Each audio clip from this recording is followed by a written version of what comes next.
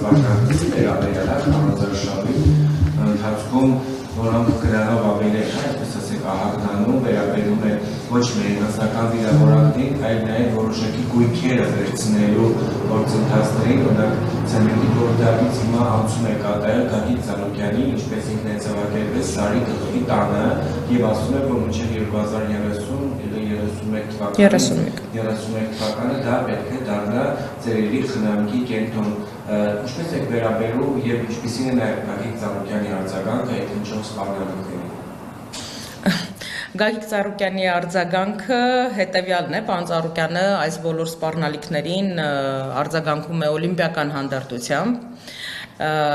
Տեսեք, ես անընդհատ այս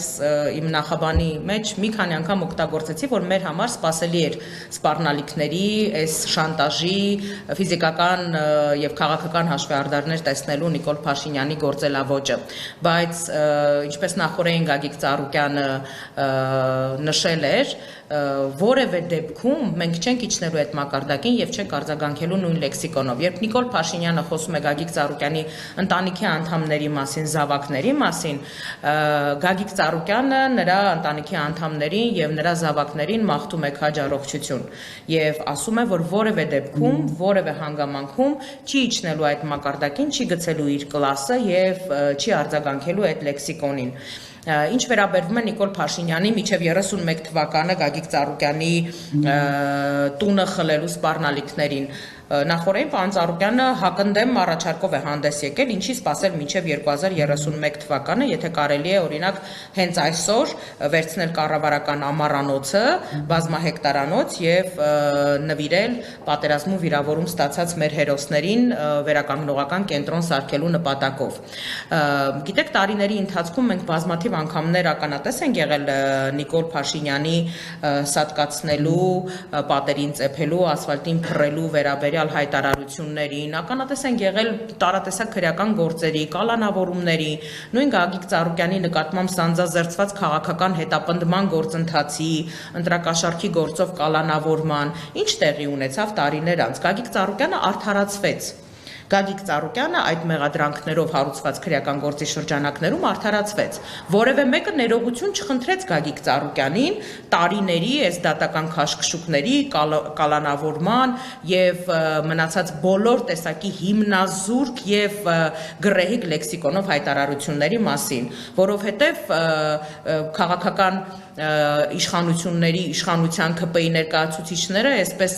բացառիկ քաջություն ձեռք են բերում այն ժամանակ, երբ որ ինչ-որ նման գործընթացներ են սկսում են աչ ու ձախ հայտարարություններով հանդես գալ, հետո երբ որ այդ ամեն ինչը հերկվում է, բնականաբար որևէ մեկը ներողություն չի խնդրում դրանից, այդ մասով։ Մենք բնականաբար չենք էլ ակնկալում, որտեղ դա եւս դաստիարակության եւ բարեկրթության մասին է խոսում, որից նրանք մղոններով հեռու են, բայց այնուամենայնիվ կրկնում եմ հերթական անգամ, մեր համար որևէ սարսափելի գործընթաց տեղի չի ունենում։ Ես իհարկե հասկանում եմ, որ նույն Արարատ ցեմենտը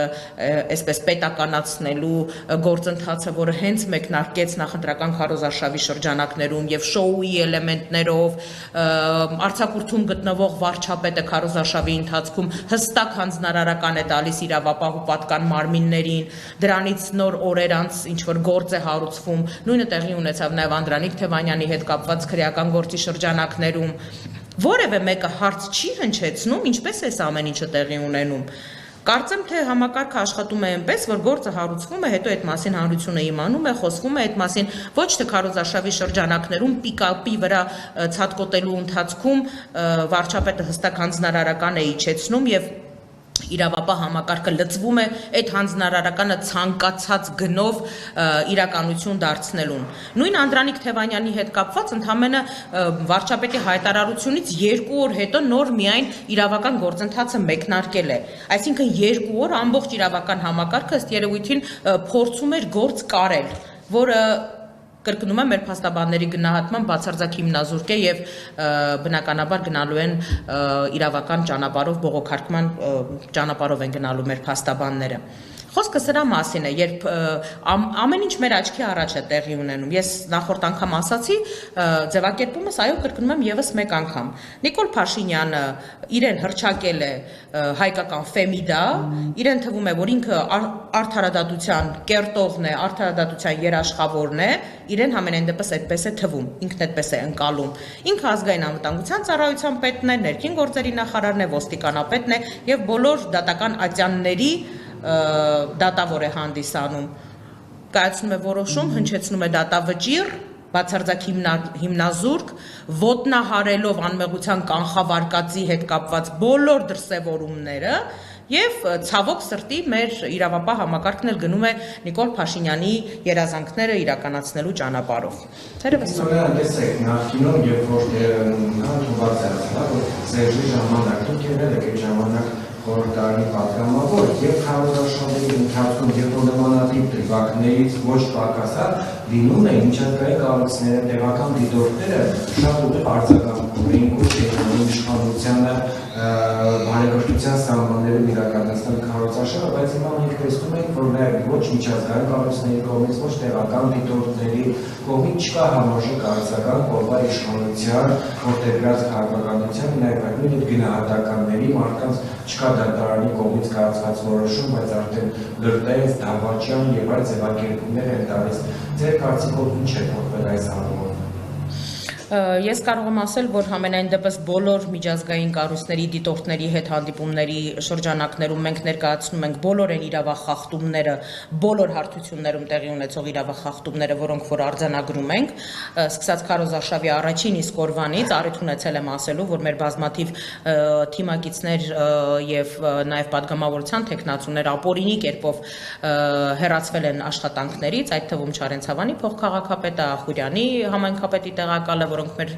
ցուցակով падգամավորության տեխնացուներ են եւ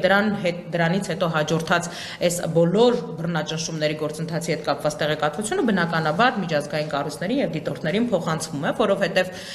եթե մենք խոսում ենք արդարության, ժողովրդավարության մասին, բնական է, որ ակնկալում ենք, որ պետք է լինի համարժեք արձագանք եւ պատասխան։ Զեկույցները մեզ վստահեցրել են, որ նախապատրաստման փուլերում են, այսինքն ըստ ժամանակացույցի հրապարակման ենթակա են, սպասենք, տեսնենք, եթե այդ զեկույցներում արձանագրված չլինեն են բոլոր ընտրախախտումները, որոնց մասին մենք եւ հրապարակային եւ մասնավոր զրույցներում բարձրաձայնում ենք, բնական է, որ մենք անենք մեր հետևությունները, սակայն բազմաթիվ անգամներ, այդ թվում եւ հարցազրույցներում եւ Facebook-յան գրառումներում մենք բազմիցս դիմել ենք միջազգային դիտորդներին, կառույցներին ուշադրությունը հրավիրելով բոլոր տեսակի իրավախախտումների եւ սպառնալիքների եւ այս գործընթացների վրա եւ ակնկալել ենք նրանց դիրքորոշումը, մասնավորապես նշելով, որ եթե այս ակնհայտ ու ցայտուն խայտառակ իրավունքների ոտնահարման գործընթացը չեն տեսնում այդ կառույցները եւ այդ դիտորդները, ուրեմն նրանք չեն տեսնում ոչինչ եւ ակնհայտ է, թե